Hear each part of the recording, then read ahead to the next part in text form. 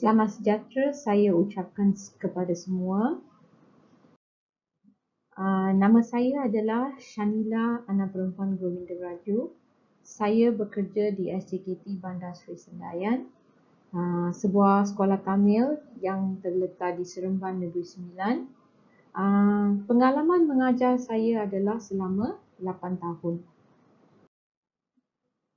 Tajuk kajian saya yang ingin saya bentangkan pada hari ini adalah keberkesanan pendekatan EBL bagi menguasai kemahiran bola sepak dalam mata pelajaran pendidikan jasmani.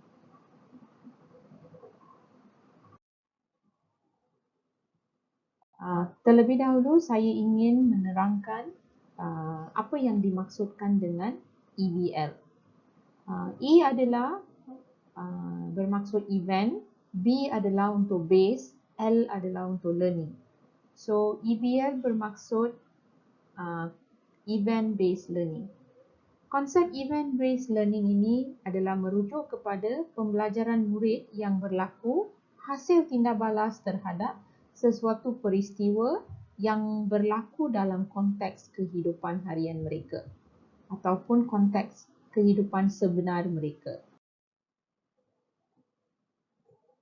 Sebelum saya memulakan, saya ingin menyatakan kajian ini telah dijalankan untuk mata pelajaran pendidikan jasmani bagi murid-murid tahun 3. Bidang kemahiran yang saya pilih adalah kemahiran asas permainan kategori serangan, permainan bola sepak.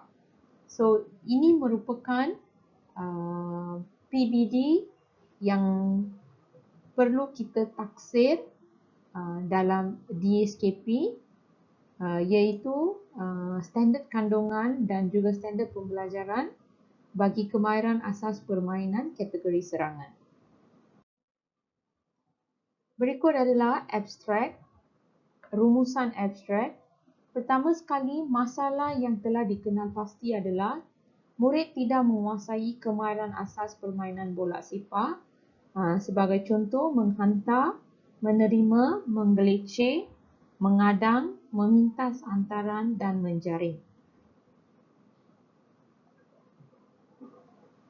Kaedah ini adalah untuk memenuhi kehendak DSKP kemahiran permainan asas kategori serangan bola sepak. Maka untuk mengatasi masalah ini, intervensi telah dijalankan iaitu event-based learning.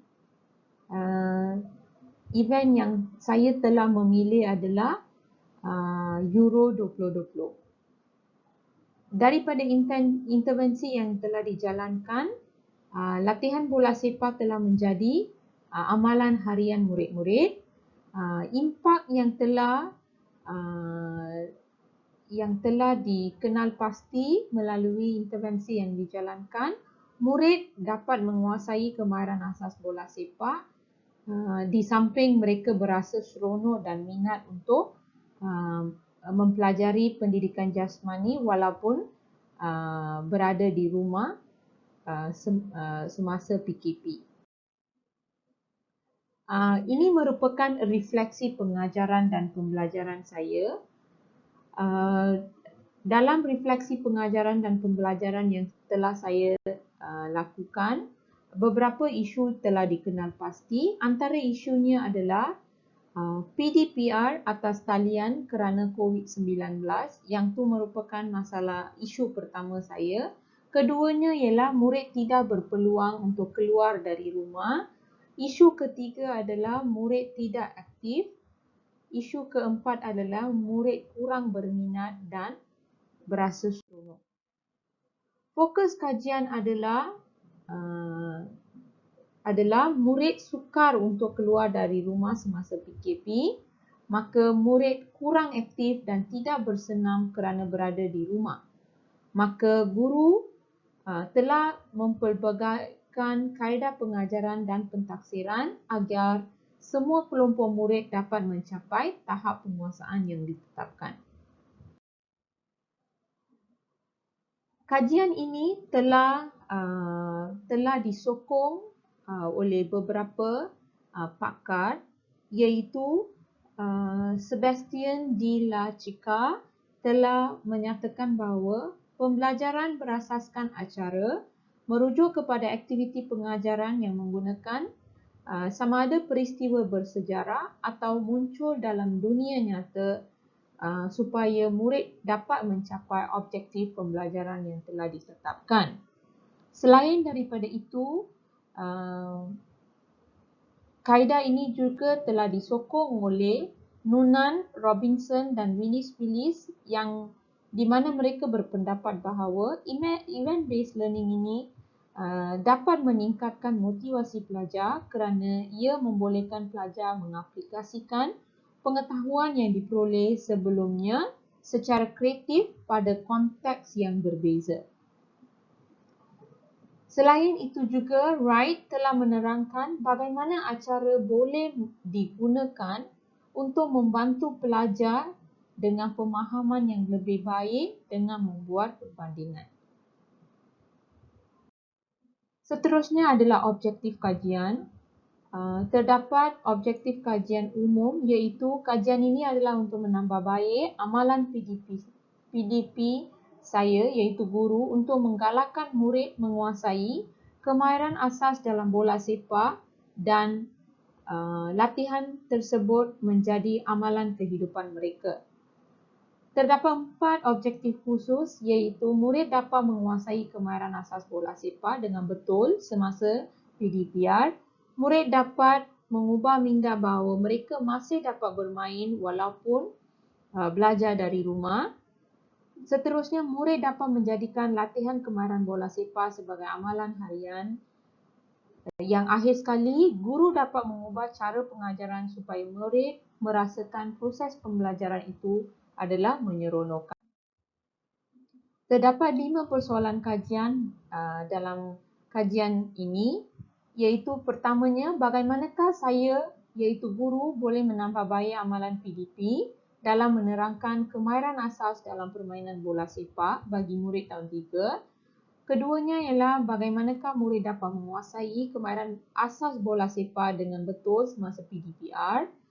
Ketiga, bagaimanakah murid dapat mengubah minda bahawa mereka masih dapat bermain walaupun belajar dari rumah. Keempat, bagaimanakah murid dapat menjadikan latihan kemahiran bola sepak sebagai amalan harian. Yang akhirnya, bagaimanakah guru dapat mengubah cara pengajaran supaya murid berasa proses pembelajaran adalah menyeronokkan. Seterusnya adalah metodologi kajian.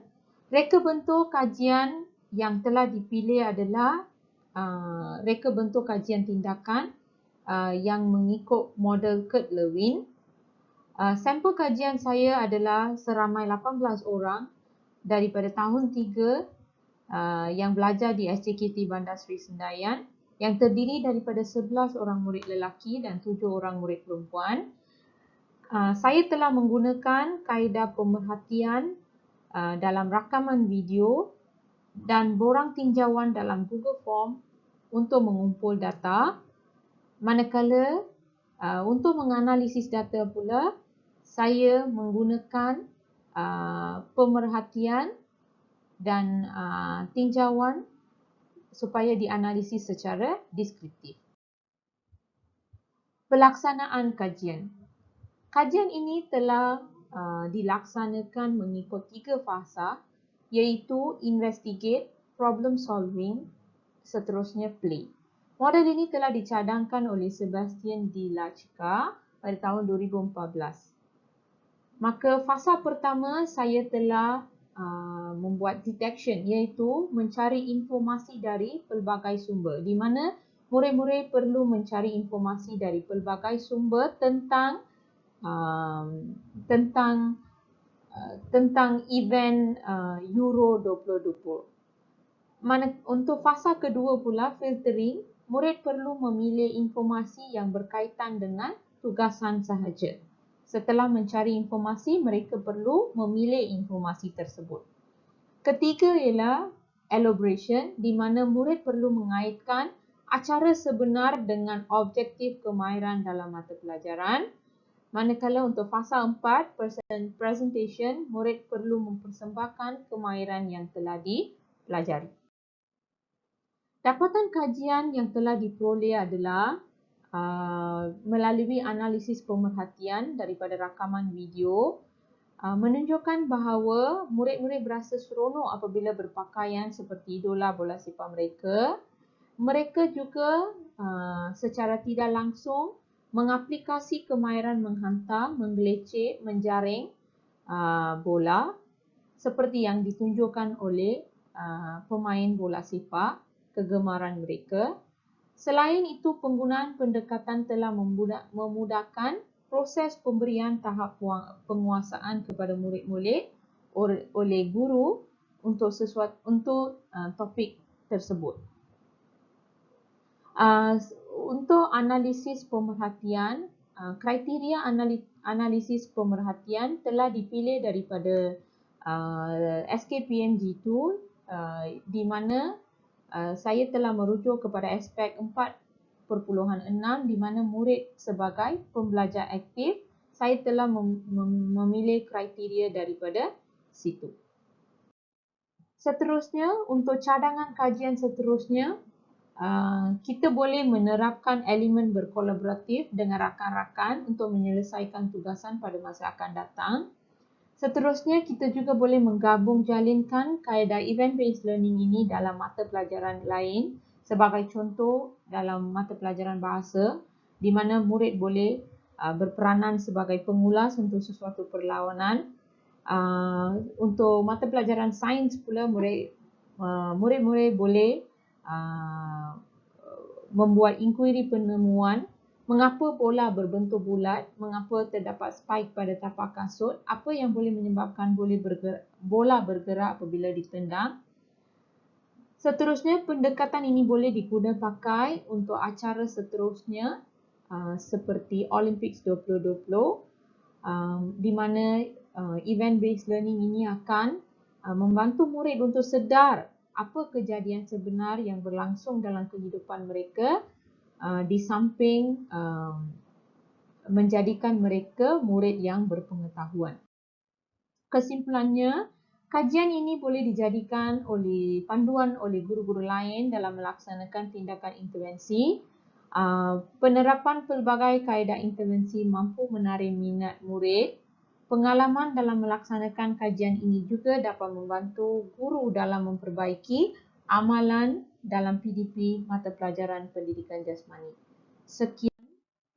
Ini adalah gambar yang menunjukkan penglibatan murid dalam event-based learning bagi acara Euro 2020.